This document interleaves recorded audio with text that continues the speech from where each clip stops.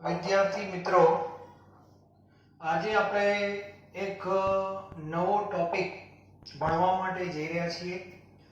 સામાન્ય રીતે આનું નોલેજ તમને છે જ, પણ થોડીક સારી ભાષામાં હું તમને સમજાવીશ.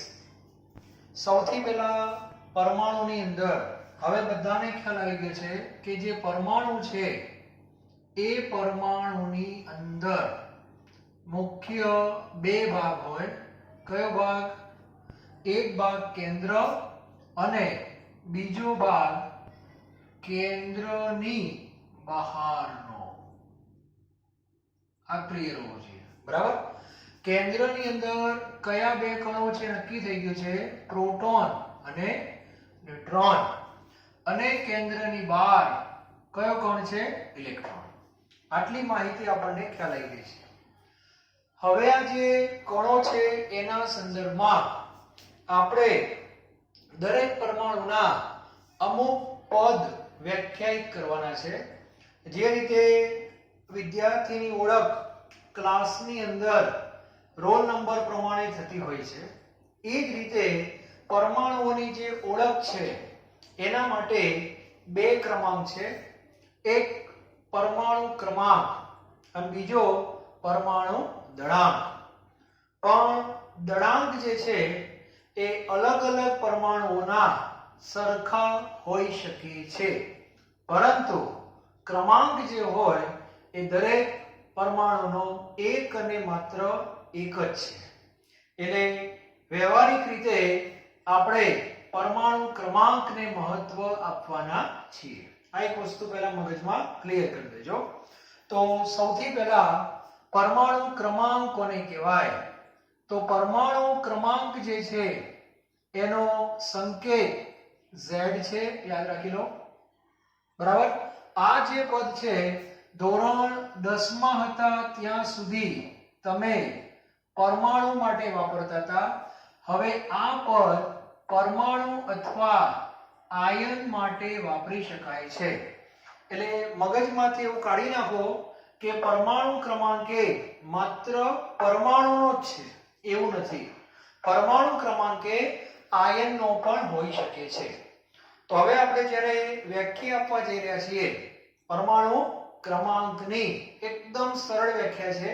પણ અત્યાર સુધી તમે, મને યાદ છે ત્યાં સુધી, જો હું કોઈ વિદ્યાર્થીને ક્લાસમાં પરમાણુ ક્રમાંકની વ્યાખ્યા પૂછું તો 100% વિદ્યાર્થી જવાબ આપશે કે સાહેબ, પરમાણુમાં રહેલ પ્રોટોન અથવા ઇલેક્ટ્રોનની સંખ્યાને પરમાણુ ક્રમાંક કહે છે.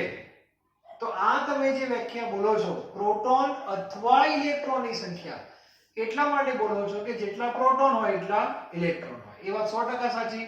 કારણ જેટલો ધન વીજભાર એટલો ઋણ વીજભાર, તો જ પરમાણુ વીજભારની દ્રષ્ટિએ કેવો હોઈ શકે, તટસ્થ હોઈ શકે છે. પરંતુ હવે આપણે પરમાણુ ક્રમાંકની વ્યાખ્યા માત્ર પરમાણુ સુધી સીમિત રાખવાના નથી. ખ્યાલ આવી ગયો? આયનનો પણ પરમાણુ ક્રમાંક હશે. આયનના પાછા બે પ્રકાર થાય, ધન આયન અને ઋણ આયન, બરાબર? એટલે ધન આયન ક્યારે બને? તો પરમાણુમાંથી ઇલેક્ટ્રોન જતો રહે તો ધન આયન બને. અને ઋણ આયન ક્યારે બને? પરમાણુમાં બહારથી જો ઇલેક્ટ્રોન આવશે તો ઋણ આયન બનશે. ટૂંકમાં આવન જાવન કોનું થાય? ઇલેક્ટ્રોનનું થાય. એટલે આયનનો જ્યારે પરમાણુ ક્રમાંક વ્યાખ્યાયિત કરવામાં આવે ત્યારે મહેરબાની કરી ઇલેક્ટ્રોન શબ્દ આવે નહીં. તો બંને જગ્યાએ સર્વાનુમતે જો આપણે કોઈ વ્યાખ્યા આપવી હોય તો જે પરમાણુને પણ લાગુ પડે અને આયનને પણ લાગુ પડે. તો હવેથી તમારે પરમાણુ ક્રમાંક એટલે માત્ર ને માત્ર કોની સંખ્યા બોલવાની? પ્રોટોનની. તો તમે ક્યાંય ફસાશો નહીં, બરાબર? એ વ્યાખ્યા બંને લાગુ પડશે, પણ પ્રોટોન અથવા ઇલેક્ટ્રોનની સંખ્યા માત્ર પરમાણુને લાગુ પડે. ક્લિયર? તો હવે મગજની અંદર ફિટ કરી દેજો કે પરમાણુ ક્રમાંક Z બરાબર, હું વ્યાખ્યા લખીશ, પ્રોટોનની સંખ્યા. બસ, પૂરું થઈ ગયું, બરાબર? તો પ્રોટોનની સંખ્યાને પરમાણુ ક્રમાંક આપણે કહીશું. આ મગજમાં ફિક્સ કરી દો, બરાબર? પ્રોટોનની સંખ્યા હોય તેને પરમાણુ ક્રમાંક કહેવાય. દાખલા તરીકે હાઇડ્રોજનમાં પ્રોટોનની સંખ્યા 1 છે તો એનો પરમાણુ ક્રમાંક 1. હિલિયમમાં પ્રોટોનની સંખ્યા 2 છે તો એનો પરમાણુ ક્રમાંક 2. અને આપણું જે આખું આવર્ત કોષ્ટક છે લેટેસ્ટ આધુનિક એ પરમાણુ ક્રમાંક ઉપર બનાવેલું છે. આ મગજમાં ફિટ કરી દેજો, બરાબર. અને અત્યાર સુધી 118 જેટલા તત્વો શોધાયેલા છે. કેટલા? 118, બરાબર. આટલું મગજમાં ક્લિયર હોવું જોઈએ. હવે વાત આવે છે પરમાણુ દળાંક અથવા દળ ક્રમાંક. પરમાણુ દળ ક્રમાંક એવું બોલાય છે. આનો સંકેત એ છે. હવે આમ જોવા જઈએ તો પરમાણુમાં પ્રોટોન પણ છે, ન્યુટ્રોન પણ છે અને ઇલેક્ટ્રોન પણ છે. તો જ્યારે દળની વાત આવે, દળ ક્રમાંકની વાત આવે ત્યારે આ ત્રણેય કણોને મહત્વ આપવું જોઈએ. ત્રણેય કણોને મહત્વ આપવું જોઈએ, પરંતુ ઇલેક્ટ્રોનનું દળ ખૂબ ઓછું છે એટલે આપણે એને અવગણીએ છીએ. એટલે પરમાણુનું મોટા ભાગનું દળ ક્યાં સંગ્રહિત થયેલું છે? કેન્દ્રમાં. અને કેન્દ્રમાં કયા બે કણ છે? પ્રોટોન અને ન્યુટ્રોન. એનો અર્થ એવો થયો કે દળ ક્રમાંકની જ્યારે વાત આવે, દળ ક્રમાંક એટલે કે A, ત્યારે યાદ રાખજો દળ ક્રમાંક એટલે પ્રોટોન પ્લસ ન્યુટ્રોનની સંખ્યા. પ્રોટોન પ્લસ ન્યુટ્રોનની સંખ્યા આ યાદ રાખી લેજો. આના બંનેની સંખ્યા ને સામૂહિક રીતે ન્યુક્લિયોનની સંખ્યા પણ કહેવાય છે. કોની સંખ્યા? ન્યુક્લિયોન. કારણ કે આ બંને કણો ન્યુક્લિયસમાં છે. ન્યુક્લિયસમાં રહેલા કણોને ન્યુક્લિયોન કહેવાય. તો આ સંખ્યાને શું કહી શકાય? દળાંક કહી શકાય. તો આ રીતે ક્રમાંક શું છે અને દળાંક શું છે ખબર હોવી જોઈએ. ત્યારબાદ ગાણિતિક ભાષામાં જો સૂત્ર બનાવવું હોય તો બનાવી શકાય. A બરાબર પ્રોટોનની સંખ્યાને શું કહેવાય છે? પ્રોટોનની સંખ્યાને Z કહેવાય. તે બરાબર Z પ્લસ n. આવું તમે ગાણિતિક સમીકરણ લખી શકો, બરાબર. આના ઉપરથી એવું પણ કહી શકાય સ્મોલ n બરાબર A માઇનસ Z. આનો સીધો અર્થ એવો થયો કે જો તમારે ન્યુટ્રોનની સંખ્યા શોધવી હોય તો દળ ક્રમાંકમાંથી પરમાણુ ક્રમાંક શું કરી નાખો? બાદ કરી નાખો તો ડાયરેક્ટ તમને ન્યુટ્રોનની સંખ્યા મળી જાય. ક્લિયર? તો આ એક વસ્તુ ક્લિયર હોવી જોઈએ. ત્યારબાદ કોઈ પણ પરમાણુ હોય કે તત્વ હોય કે આયન હોય એના માટેની એક ઓળખ છે. ઓળખ. દાખલા તરીકે X નામનો પરમાણુ આપણે વિચારીએ, બરાબર. તો કેમિસ્ટ્રીમાં એક પદ્ધતિ સામૂહિક રીતે સ્વીકારવામાં આવી કે કોઈ પણ જે રીતે આપણે આપણી ઓળખ નામથી આપતા હોઈએ છીએ તો સામાન્ય રીતે એક પદ્ધતિ છે કે પહેલા આપણે અટક લખીએ, પછી આપણું નામ લખીએ, પછી વાલીનું નામ લખીએ, પપ્પાનું નામ લખીએ. તો કહેવાનો અર્થ શું છે? તો એનાથી કોઈ પણ વ્યક્તિની એક ઓળખ બનતી હોય છે. તો આવી જ રીતે પરમાણુની પણ જો તમારે ઓળખ બતાવવી હોય તો આ Z અને A દર્શાવવામાં આવે છે, બરાબર. હવે કઈ જગ્યાએ દર્શાવવા? તો સૌથી પહેલા યાદ રાખજો પરમાણુ ક્રમાંક હંમેશા અહીંયા નીચે લખવામાં આવે છે પગમાં. અને દળ એટલે એક પ્રકારનો ભાર, અને ભાર ક્યાં હોય? માથા ઉપર હોય. એટલે યાદ રાખી લો કે દળ ક્રમાંક માથા ઉપર એટલે કે અહીંયા લખશો આપણે, બરાબર. અને જો આ પરમાણુ આયન સ્વરૂપમાં ફેરવાઈ જાય તો અહીંયા એનો વીજભાર લખાય કાં તો પ્લસ અથવા માઈનસ, બરાબર. તો સામાન્ય રીતે કેમિસ્ટ્રીની અંદર આ એક પદ્ધતિ છે કોઈ પણ તત્વને ઓળખવા માટેની. આ એક પદ્ધતિ, બરાબર. દાખલા તરીકે કાર્બન 6 અને અહીંયા લખ્યું છે 12. આનો સીધો અર્થ એવો થયો આ કાર્બનનો પરમાણુ ક્રમાંક 6 અને દળ ક્રમાંક 12 છે, બરાબર. આ કોની સંખ્યા બતાવે? પ્રોટોન. આ પરમાણુ છે, આયન નથી. કેમ નથી? તો એ વીજભાર નથી, બરાબર. તો આની અંદર પ્રોટોન કેટલા થાય? પ્રોટોન થાય 6. હવે વીજભાર નથી તો ઇલેક્ટ્રોન પણ કેટલા લખવાના? 6 જ લખવાના, બરાબર. અને જો તમારે ન્યુટ્રોન શોધવા હોય, ન્યુટ્રોન, તો આ સૂત્ર જોઈ લો A - Z. A - Z એટલે માથામાંથી પગ બાદ કરી દેવાના એટલે 12 - 6. તો ન્યુટ્રોન કેટલા થાય? 6 થાય. તો આ રીતે તમે પ્રોટોન, ન્યુટ્રોન અને ઇલેક્ટ્રોનની સંખ્યા ગણી શકો છો. દાખલા તરીકે ઓક્સિજન અહીંયા લખ્યું છે 8, અહીંયા લખ્યું છે 16, અહીંયા લખ્યું છે -2. હવે -2 લખ્યું એનો સીધો અર્થ એવો થાય કે આ પરમાણુ નથી, આ ઋણ આયન છે. આ કેવો આયન કહેવાય? ઋણ આયન. હવે આની અંદર પ્રોટોન કેટલા, ન્યુટ્રોન કેટલા, ઇલેક્ટ્રોન કેટલા, આ જો તમારે લખવું હોય તો એક પદ્ધતિ આપું એ પ્રમાણે કામ કરવાનું, ભૂલ થશે નહીં. સૌથી પહેલા હંમેશા પ્રોટોનની સંખ્યા લખવી. તો પ્રોટોનની સંખ્યા સીધી મળી જાય આના ઉપરથી. પ્રોટોન માટે પગ જોવા, આવું બોલ્યા કરો, પ્રોટોન માટે પગ જોવાના. તો પ્રોટોન કેટલા લખી નાખવાના? 8. પછી તરત જ નીચે ઇલેક્ટ્રોન 8 લખી નાખવાના. કારણ કે પરમાણુમાં જેટલા પ્રોટોન હોય એટલા ઇલેક્ટ્રોન હોય. આ એક માનસિકતા છે આપણી. તો તે પડવાની, જેટલા પ્રોટોન હોય એટલા ઇલેક્ટ્રોન લખી નાખવાના પહેલા. બરાબર? પછી જોવાનું કે આ પરમાણુ છે કે આયન છે. તો નજર કરો, આ તો આયન છે. -2 નો અર્થ એવું થાય કે બહારથી 2 ઇલેક્ટ્રોન આયા છે. બહારથી 2 ઇલેક્ટ્રોન આયા છે એટલે 8 + 2 = 10. આવી ટેવ પડવાની. બરાબર? અને છેલ્લે ન્યુટ્રોન. તો ન્યુટ્રોન માટે માથામાંથી પગ બાદ કરી દેવાના. તો જવાબ કેટલો આવે? 8 જ આવે. તો આ રીતે પ્રોટોન, ઇલેક્ટ્રોન અને ન્યુટ્રોન શોધી શકાય.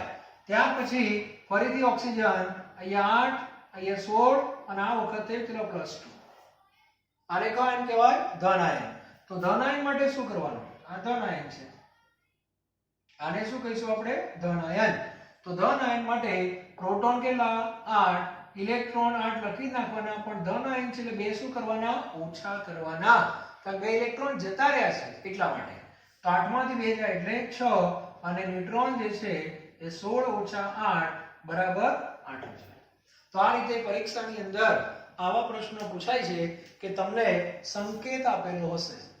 સંકેત પરમાણુ પણ હોઈ શકે, ઋણ આયનનો પણ હોઈ શકે અને ધન આયનનો પણ હોઈ શકે છે. બરાબર? જો પરમાણુ હોય તો પ્રોટોન અને ઇલેક્ટ્રોન સરખા જ હોય. કારણ કે આ વીજભાર નથી. વીજભાર નથી એટલે અંદરનો ઇલેક્ટ્રોન બહાર નથી ગયો કે બહારનો ઇલેક્ટ્રોન અંદર નથી ગયો. એનો અર્થ કે ઇલેક્ટ્રોનની સંખ્યા પ્રોટોનના જેટલી છે. અને ન્યુટ્રોન માટે તો શું કરવાનું? માથામાંથી પગ બાદ કરી દેવાના. મોટાભાગના વિદ્યાર્થી ભૂલ કરી નાખે છે, નીચેવાળા પ્રોટોન, ઉપરવાળા ન્યુટ્રોન. એમ ના હોય. ન્યુટ્રોન માટે આ બેની બાદબાકી કરવાની. આ ભૂલાય નહીં. બરાબર? અને મોટાભાગે પરીક્ષાની અંદર ધન કાં તો ઋણ પૂછાય. કારણ કે એમાં ભૂલ થવાની પૂરેપૂરી શક્યતા છે. ખ્યાલ આવી ગયો? તો આ વસ્તુ ક્લિયર હોવી જોઈએ. ત્યાર પછી ઋણ આયન હોય તો ઇલેક્ટ્રોન ઉમેરવાના, ધન આયન તો ઇલેક્ટ્રોન એટલા શું કરી દેવાના? ઓછા કરી દેવાના. પણ પહેલા પ્રોટોન જેટલા ઇલેક્ટ્રોન તો લખી નાખવાના. ક્લિયર? તો આ વસ્તુ ક્લિયર હોવી જોઈએ. તો આ રીતે ક્રમાંકોને કહેવાય, દળ ક્રમાંકોને કહેવાય, ખબર હોવી જોઈએ. પરીક્ષામાં ઊંધું પણ પૂછે. કારણ કે ઊંધું એટલે પ્રોટોન, ન્યુટ્રોન ને ઇલેક્ટ્રોન આપેલા હોય અને એના ઉપરથી તમારે સંજ્ઞા નક્કી કરવી પડે. બરાબર? દાખલા તરીકે તમને આવું પૂછે કે ચલો ભાઈ એક સ્પીસીસ છે. સ્પીસીસ એટલે ઘટક. એમાં પ્રોટોન 11 છે. પ્રોટોન 11 છે, ઇલેક્ટ્રોન 10 છે અને ન્યુટ્રોન જે છે એ ચલો 12 છે. બરાબર? તો આને ઓળખો. તો પ્રોટોન 11 હોય એ તત્વ કયું? સોડિયમ. દરેક વિદ્યાર્થીને 1 થી 30 સુધીના તત્વોના નામ, 1 થી 30 શું? પરમાણુ ક્રમાંક. Hydrogen, helium, lithium, beryllium, boron, carbon, nitrogen, oxygen, fluorine અને નિયોન. આ 1 થી 10. બરાબર? પછી sodium, magnesium, aluminium, silicon, phosphorus, phosphorus એટલે 15, સલ્ફર એટલે 16, ક્લોરીન 17, આર્ગન 18, 19 પોટેશિયમ અને 20 કેલ્શિયમ. ખબર હોવી જોઈએ. પછી 21 થી થોડા નવા તત્વો આવશે. 21 નંબરમાં સ્કેન્ડિયમ આવે છે, 22 માં ટિટેનિયમ આવે છે, 23 માં વેનેડિયમ આવે છે, 24 માં ક્રોમિયમ, 25 માં મેંગેનીઝ, 26 માં Fe, 27 માં કોબાલ્ટ, 28 માં નિકલ, 29 માં કોપર અને 30 માં ઝિંક. 1 થી 30 સુધીના તત્વોની હું અપેક્ષા રાખીશ અપ ટુ 12th. ઓકે?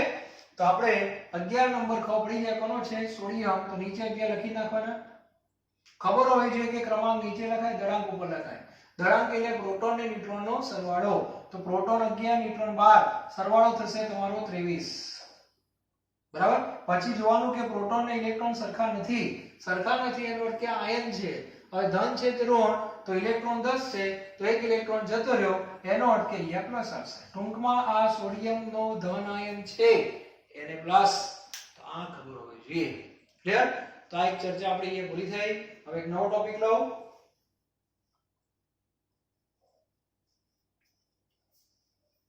તો દરેકને ક્રમાંક દળાંક આ બધી જે માહિતી છે એ ખબર હોવી જોઈએ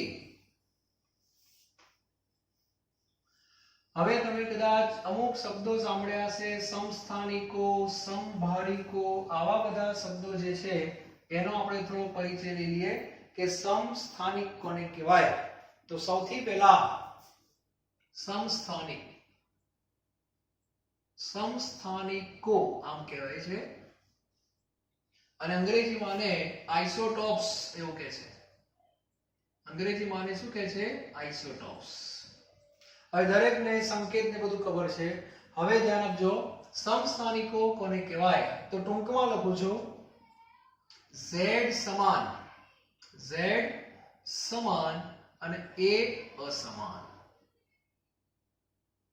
Z સમાન અને A સમાન ટૂંકમાં તમારી પાસે બે તત્વો હશે પણ બંનેના પરમાણુ ક્રમાંક સરખા જ હોય પણ માથું બદલાઈ જાય તો એ બંનેને એકબીજાના શું કહેવાય સમસ્થાનિકો દાખલા તરીકે આપણી પાસે એક ઉદાહરણ તરીકે લઉં છું એક x છે હવે z સમાન છે એનો અર્થ એવો થયો કે પરમાણુ ક્રમાંક સમાન છે તો બીજું તત્વ પણ x જ હોય ટૂંકમાં આ બંને તત્વો સરખા જ હોય એટલે સંકેત બદલાય નહીં છતાં હું થોડું મેથ્સની ભાષામાં લખું છું આનો પરમાણુ ક્રમાંક z1 છે આનો ધારો કે z2 છે જીનિટની ભાષામાં લખું છું આને a1 કહીશું અને આને આપણે a2 કહીશું હવે બાજુમાં આવી શરત આપી છે કે જ્યાં મેથ્સની ભાષામાં જ્યાં z1 બરાબર z2 એનો મીનિંગ શું થયો કે આ બંનેના પરમાણુ ક્રમાંક સરખા છે બરાબર પણ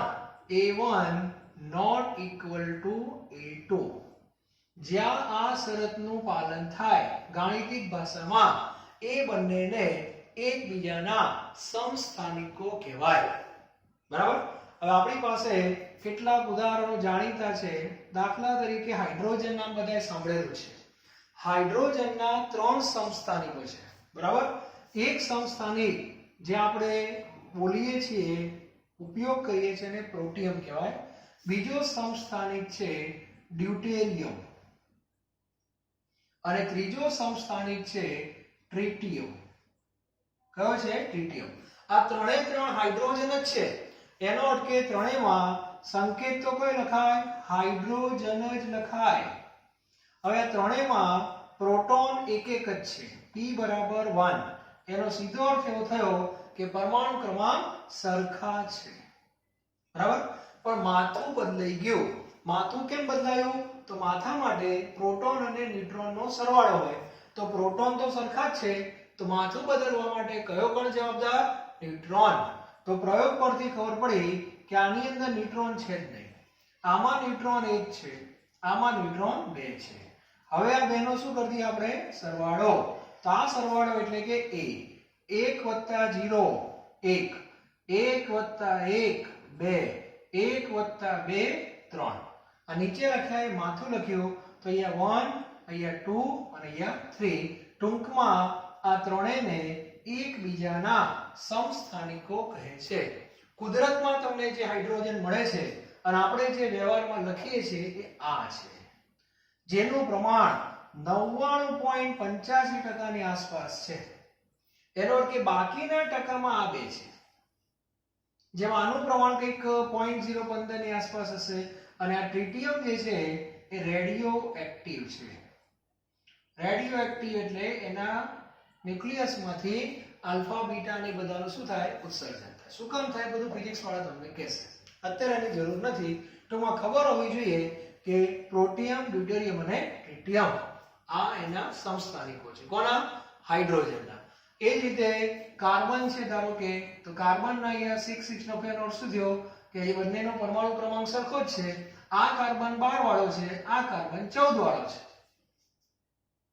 એટલે આ બંને એકબીજાના શું થઈ ગયા? સમસ્થાનિકો થઈ ગયા. તો સમસ્થાનિકો કોને કહેવાય? આ ક્લિયર હોવું જોઈએ. બરાબર. ત્યાર પછી બીજો એક શબ્દ છે જેને સમભારિકો કહે છે. સમભારિકો. સમભારિકો એટલે આઇસોબાર. આઇસોબાર. આની અંદર એવું હશે આઇસોબાર, સમભારિકો, સમભાર. એનો અર્થ શું થયો? ભાર સરખો. ભાર સરખો એટલે માથું સરખું. તો અલગ શું હશે? પગ. તો આની અંદર પરમાણુ ક્રમાંક અસમાન એટલે Z શું લખવાના? અસમાન. પણ A શું હશે? સમાન. તો આની અંદર Z અસમાન છે, એનો અર્થ કે એક પરમાણુ X લો તો બીજો તમારે ફરજિયાત Y લેવો પડે, કારણ કે બંને અલગ થઈ ગયા. પરમાણુ ક્રમાંક જ બદલાઈ ગયા. પરમાણુ ક્રમાંક બદલાય એટલે તત્વની ઓળખ બદલાય. આ ક્લિયર હોવું જોઈએ. બરાબર. તો ધારો કે આ Z1 છે, આ Z2 છે, A1 અને A2. તો આની અંદર સરસ શું આવશે? જ્યાં Z1 not equal to Z2 અને A1 is equal to A2 આમ થશે. દાખલા તરીકે આપણી પાસે એક કાર્બન છે અને એક નાઇટ્રોજન છે.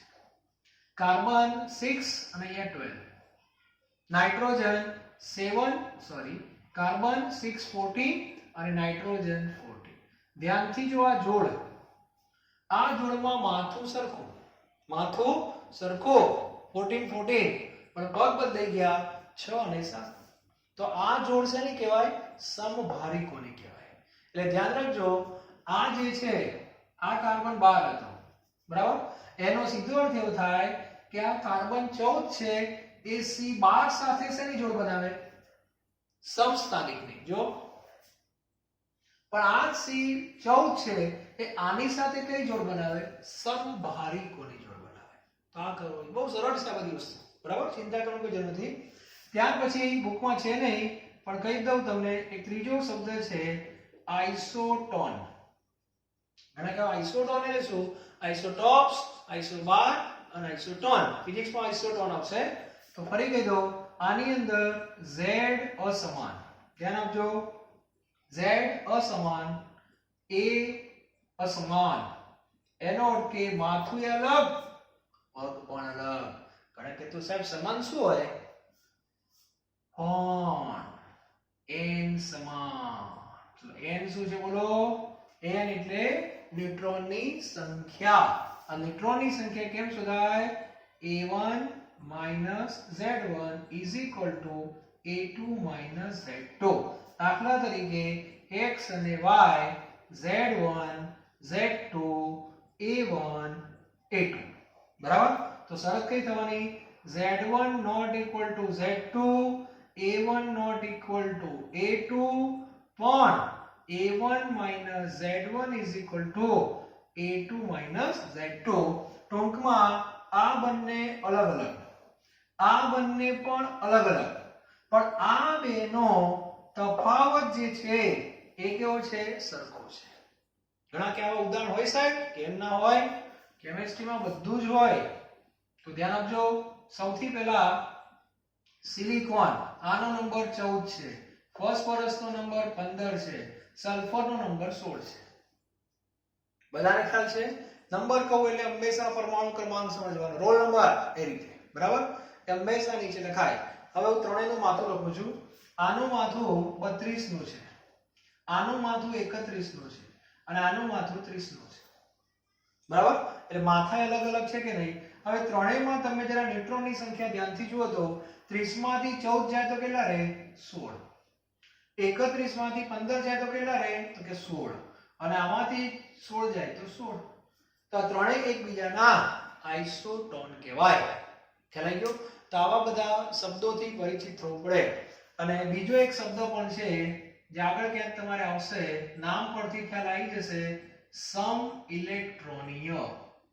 આ બધી ચર્ચામાં તમે ધ્યાનથી જુઓ તો proton neutron, proton neutron, proton ન્યુટ્રોનની જ ચર્ચા છે. હવે બધા ઇલેક્ટ્રોન ને વિચાર બહુ દુઃખ થાય છે. વિચારો પરમાણુનો જ એક ભાગ છે પણ થોડો અલગ છે, દૂર છે. બરાબર? તો વિચારો લડ્યા કરે છે કે મારું કોઈ મહત્વ જ નહીં. હા, તેના માટે એક શબ્દ આપે છે સમઇલેક્ટ્રોનીય. નામ પરથી ખ્યાલ આવી જાય. સમઇલેક્ટ્રોનીય એટલે ઇલેક્ટ્રોનની સંખ્યા સરખી. બરાબર? તો આ બહુ સરળ છે. તો ઘણીવાર જી અને નીટમાં આવા પ્રશ્ન પૂછી નાખતા હોય છે. દાખલા તરીકે હું કહું કે ચલો Na+ અને Mg+2.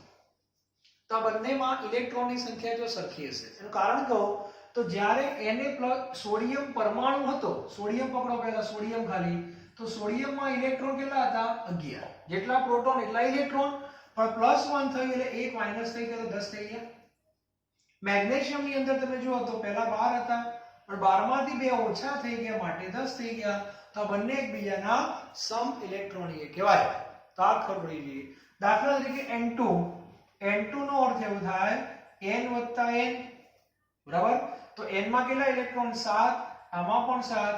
7 ને 7 8 ઇલેક્ટ્રોન થાય. હવે હું બીજો કોઈ લખું છું યાર Cn-. Cn- માં કેટલા થશે? કાર્બનમાં 6, નાઇટ્રોજનના 7 અને એક માઈનસ એટલે પાછો એક ઉમેરવાનો. તો આ થશે તમારે, સોરી એ ભૂલ થઈ, 7 ને 7 14 એમ. તો આ પણ કેટલા થાય? 14. તો આ રીતે ઇલેક્ટ્રોનની સંખ્યા ગણાય છે. બરાબર? આવડવું જોઈએ. તો આ બે એકબીજાના શું કહેવાય? સમઇલેક્ટ્રોનીય. તો બહુ સરળ ટોપિક છે, દરેકને આવડવો જ જોઈએ. બરાબર છે? એમાં પરમાણુ ક્રમાંક, પરમાણુ દળ ક્રમાંક ખબર હોવી જોઈએ. ન્યુટ્રોન કેમ શોધાય, Z બરાબર શું છે ક્લિયર હોવી જોઈએ. A બરાબર શું છે, દળ ક્યાં લખાય, માથું ક્યાં લખાય, પગમાં શું હોય, બધું ક્લિયર જોઈએ. અને બધું ક્લિયર થાય પછી સમસ્થાનિક કોને કહેવાય, સમભારિકો કોને કહેવાય, આઇસોટોન કોને કહેવાય, સમઇલેક્ટ્રોનીય કોને કહેવાય, તો આ બધી ચર્ચા છે. બહુ સરળ ટોપિક છે, દરેકને આવડે જ છે.